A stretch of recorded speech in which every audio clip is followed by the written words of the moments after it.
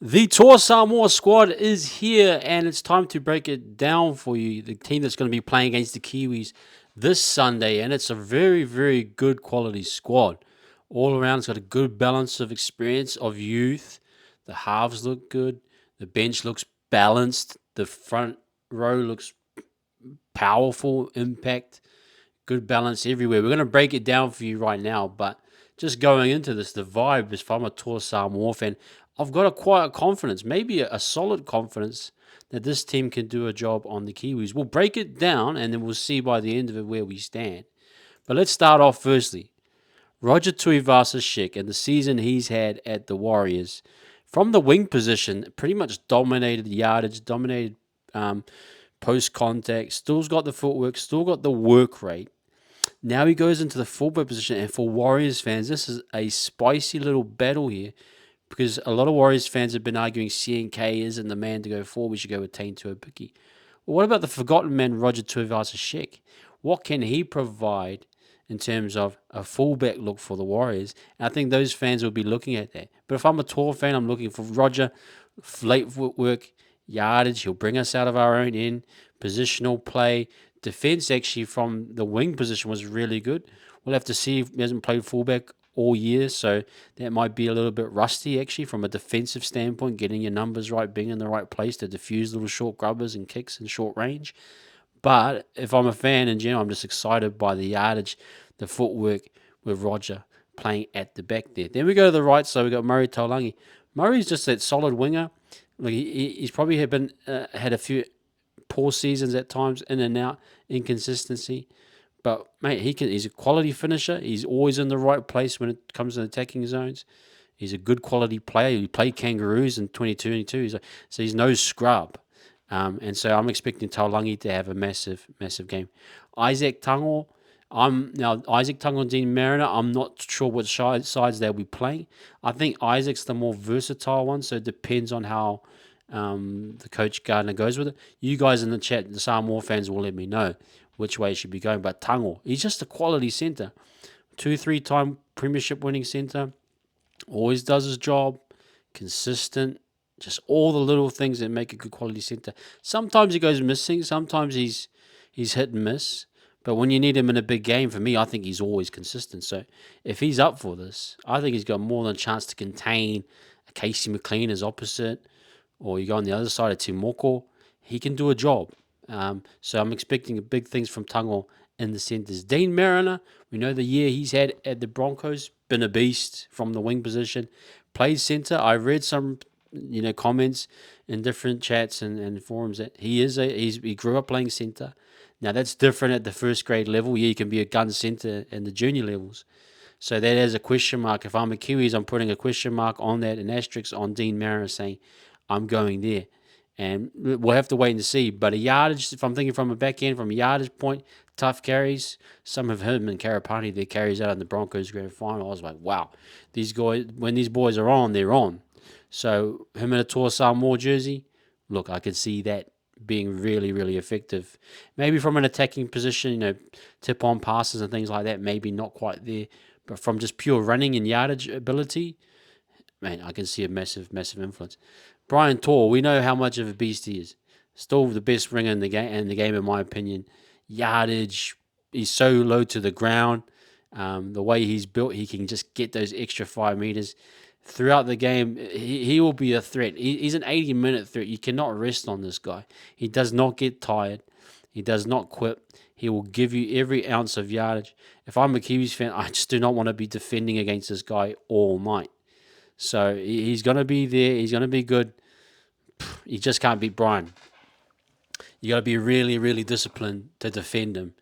And likewise, he's pretty good. Low error count. Pretty good, solid defensively. Look, there's not going to be a massive aerial threat like a Xavier Coates. We've got maybe an Isako, but imagine most of those matchups, they'd be pretty even. So I expect Brian to have a big night on Sunday night, or just at least do Brian things, which is churn out 250 meters, 80 post contact. I don't know, whatever he does. But Brian Troy will bring his game, no doubt. That back five is solid. I rate it. I think it will be good yardage back five. It will put the Kiwis on their toes consistently. They've coming, like I said, you got good balance of finishing there with Tango, who's a solid, like out and out quality center as well. Demir is the one asterisk I put on that. I heard reports that Taylor May tore his quad. I think that's him done. I'm not sure what that means for Tor Samoa if they can bring someone in. But that's a real shame because Taylor May, if he was on the field with a Tor as a partner or Murray Talagi, I think Taylor May would have been the out and out centre option that could just destroy from a running element. Like Taylor's got that great running from the centre. He could really take on the outside man. He's got a good flick on, got all those metrics. We're actually quite lucky as Kiwis fans that Dean's in that position. But I expect Dean to do some good stuff as well. So don't take him lightly. Don't take any of these guys lightly. But when we move into the halves and the hooker, the spine players that combine with the fullback, but mainly the service from dummy half and attacking zone from Tavanga and Blaze and Jerome. Look, Blaze, I think he's had a great season at the Panthers. Um, he was very pivotal throughout their run. He would chime in at the right time, a running 5'8", but sometimes you go missing in games, but then he'd pop up out of nowhere to create a clutch moment. He impacted the game against us at the Warriors. I just know how good he can be. He can turn up in big moments. Then again, he had Nathan there running the show for him. So a bit more will be asked of him, I'd say, here in the blue jersey, that he needs to lift his game a little bit. But at the same time, lean upon Jerome Luai. Now, whether does he sit up on the right side or left, I'll ask again the Tor Samoa fans where he'll sit. He has sat left side. Naturally, your 7 and will sit on the right, and your 6 on the left. Jerome is a left-sided kicker, but I imagine Jerome will sit right-sided, and most of the players will go right to left. And Jerome, for his kicking sake, I'm thinking he'll want to pitch up on the left side. But we'll have to wait and see how that looks. Jerome, it's on him in many ways to get this team going.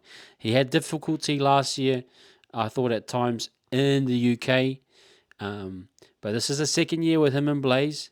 Technically, they're both sixes, so they got that running element in them. You know Jerome's game; he'll go at the line, cut back inside, swing it back the other way. So I expect a little bit of second phase footy from Jerome. So maybe just a little bit of lack of structure between the two. But let's see what they can come up in terms of set plays. But, Jerome will be barking orders. He'll be getting them in the right spots. I expect him to lift. These guys will be earmarking this and saying, look, we want to do a number. We come off a poor tour to the UK. We want to lift them and perform with the Pac champs. And we want to put a stamp and say, hey, we were grand finalists in 22 for the World Cup. We want to go in the same direction again with a new pair. Now, Jazz is the hooker. Jazz, as a Warriors fan, is filled in at hooker at times. He's a serviceable hooker. He's done it at Manly as well. He's pretty much one out from, straight out of dummy half into the halfback or first receiver's hands. He'll be up, straight up and down, nothing complicated, not too much marker work like a JMK for the Kiwis.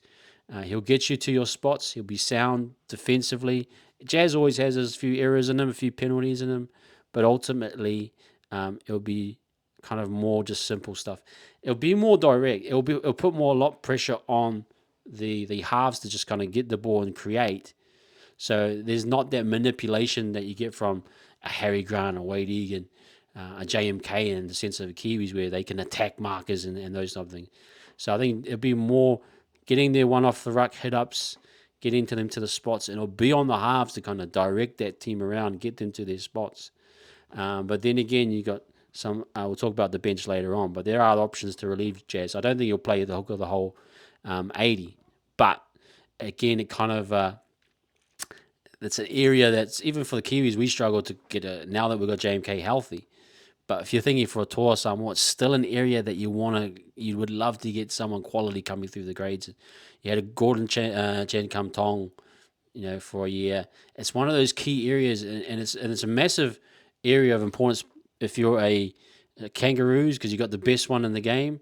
Kiwis with JMK, we need him because you just need quality hooker play at international level, and it does take your team to the next level. So I think Jazz will do a good job. I'm not trying to say he'll be poor, but you just want to look at that in the future and say, hey, we need to really earmark a guy.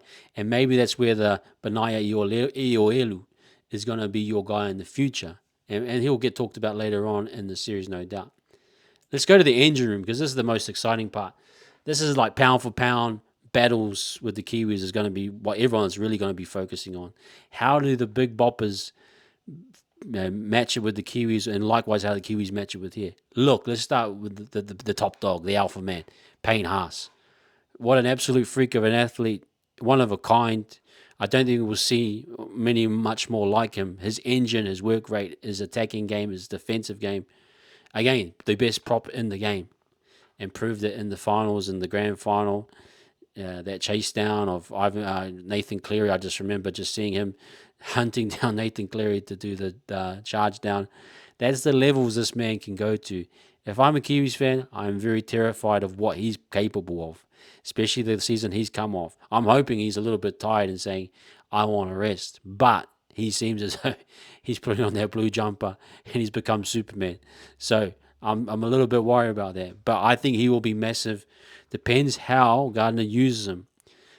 And we'll look at the bench and then we'll weigh that up eventually. Josh Papali'i, we know Josh what he can do. He'll be a 15 to 20 minute man, do his yardage, make that impact, physical. If you guys, Samoa, get the ball on top early, you know Papa's going to be taking those tough carries to pound through the middle. And then when he comes on the second stint, if you're on top again, he can pound again. He's just one of those guys, when you've got good ball and good things are happening, you do not want to see Papa. So if you can get that domination early, he's a guy that, look, in that second stint, I'm a little bit worried about. If I'm going to my edges, really good strike back rowers.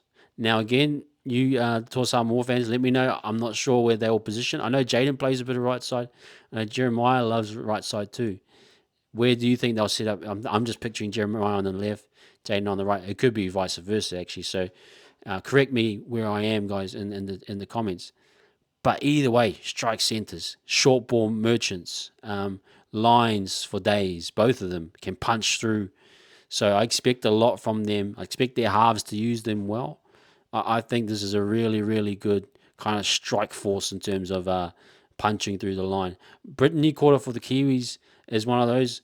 Isaiah's not so much, I don't think, but Jeremiah and Jaden, you give them a beautiful short ball, a good line. You show shape for out the back, and then the defenders hold for the outside. They're straight through. You know how hard they can punch through that line. So expect Jerome and Blaze to use them well, but I'm interested to see how they go defensively as well. They can have their moments when they can tire. Jeremiah has his moments where he does tire a little bit. So there's opportunities for the Kiwis to pounce on that. But ultimately, a very, very good back row. I like it from a strike attacking perspective. Then you got Junior Polo, the captain. This man is a beast, and he's shaped. He's gotten a lot more in shape with Riles. He put his hand up for more reports and said, "Yep, I want to trim down a bit more to what you want me to play at." He trimmed himself down, had a good season. The back end of the season when he came and played the Warriors and did other things, very, very solid. Will he play 80? I'm not sure. They'll have options for that, but he's a workhorse, man, and he's still got it in him. You know, he's an all-time Blues out and out prop for them. He's pretty good on the out the back shape. He'll be part of that attacking shape as well. They use them a lot at para as well in that first receiver out the back to Moses, so he's used to that as well. So I think that's, again, in attacking shape, he should be fine. Just again a powerhouse of that. You had Payne, you had Josh, and you had Bolo, the big boppers. Now the other option is that you got them online. You might have them on lateral movement. Papa and Polo, they're the big bodies to move around. Payne's pretty solid in that, but can the Kiwis get some line movement through them? Can they get them, to shade for the outside and give the up their insides? There might be tries for JMK around the mark area on a goal line attack. But either way, that's a very, very solid. But they are kind of on the elder statesman side a little bit, Paolo and Papali. So I expect them to get rotated quite significantly when they tire. But their back end stints, I'm sure they will come through strong as well. Let's get to that interchange, because it is pretty well balanced. I like it. And if I want to go man for man, CHT versus Crossland, I give it to CHT all day. What he did as a 6 at the Warriors was just really consistent halves play on the left-hand side. Again, another left-sided kicker, so you kind of got a log jam there with Luai and him. But he's even an option as a halves partner for Luai that you could have gone with. Good solid kicking game, good defensive game, can put on a hit, we know that. Can run a decent offense.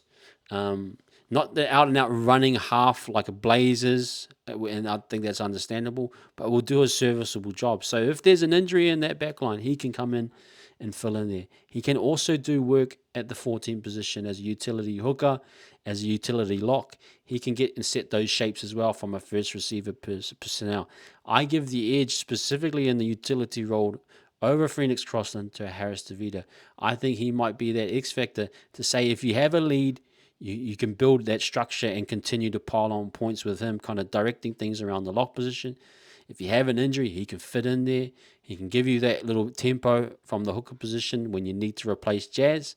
I know there'll be 1-2 pretty much. He'll pretty much be playing hooker. But again, you got options there with Harris DeVita over across them, in my opinion. Simi Sasangi, a good solid player, just in a good season at Canberra. We know what he brings. I think he's he's a solid player. Plays that back row, can fill in as well. He'll be an option there to replace the back row and give that work rate, maintain things, power through. So I'm excited to see what he can produce as well. Tyrrell May, I think this is a guy that again he'll probably replace Papa coming off. Payne will play probably 60. I'm saying. Then we'll get replaced with Molo and all that. But Tyrrell can play 82.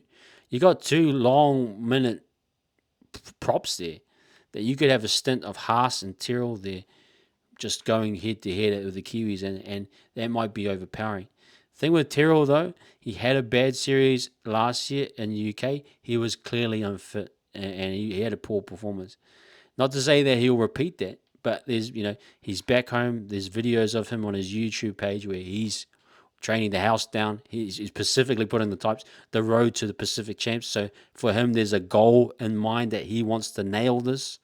But it's a good, I expect him to lift. If I'm a Toa Samoa fan, I'm thinking, hey man, you let us down over in the UK. You were unfit. You didn't give us much. I want you to lift and take this, especially this interchange and that forward pack to another level with Haas alongside. And then Francis Molo, just that out and out, just workhorse type punch through the middle. He'll provide his impact off the bench, maybe in the second half, whenever they need him. Again, just another solid kind of unit there that I think they got good back row cover in there with Sasangi. They got 2 out and out forward props there, and you got Chanel who can just cover all positions there. So if I'm a Toa Samoa fan, I got a quiet confidence about myself. But the thing is, you want to see it. You want to see it on the field, and you want to see it perform.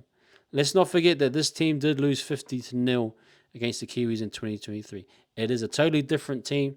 And shout out to Clark, who said there's only 3 of the Toa Samoa players that played against that Kiwis team. So this is a whole new look. They won't have that baggage on them. They expect themselves to be good. But you want to see it on the field. But if I'm looking at it as a Kiwis fan and what I'm looking out for, I think that Halves partnership is better than a Foreign and a Brown. I think there's more than enough meters and strike in that back 5. Roger Tuivasa-Sheck is an actual, looks a bit more dangerous than a CNK from the season that Rogers had compared to CNK. That 4-pack, Payne Haas, absolutely terrifies me that he could have a massive game. And especially you want to lay that platform, get that game in solid, and if you win it, that gives you so much buffer to make the final that there's a lot of wiggle room there. And you got those strike centers, and you got the good balance on the bench. You haven't overloaded with 4 forwards. You haven't underloaded with too many utility guys. You've got the right balance there. For me, I'm just thinking Dean Mara hasn't played much center. That's an area I want to target, but we'll have to wait and see how that lines up. And just can they compete? There'll be moments where I think Toa Samoa will be dominant in the forwards. There will also be moments where they might be a little bit flat and the Kiwis might get on top. I think it can go for tit for tat. For me, it's more about the kicking game from Luai and Talagi. Is Jazz Tavanga and CHT at hooker enough creativity-wise to get you in their spots around the field, to get you in attack-wise? I know both teams will try and cheat on a goal line defense and kind of stifle the halves, that's where you need sometimes a little bit of hooker play that can really, create. And maybe Jazz and CHT isn't that. And that's maybe where a JMK can get them. But if I'm a fan, look, this is a massive, massive game. Let me know what you guys think in the comments. I'm pumped for Sunday. I can't wait as a Kiwis fan, but I respect Tor Samoa. And I just hope it's a really, really good match. Either which way it goes, I think everyone will be pumped to see how this one goes. Anyway, guys, hit that like and subscribe to Wise Up TV for more Warriors, but also Pacific Champs content. Tomorrow night, we're going to drop the match preview. I'll go through all of the stats, all of the my thoughts around how the game will go. I'll give you a score prediction as well. So come along and subscribe and watch that tomorrow night as well. Stay safe. Up the Tor Samoa. Stay safe and enjoy the rest of your evening.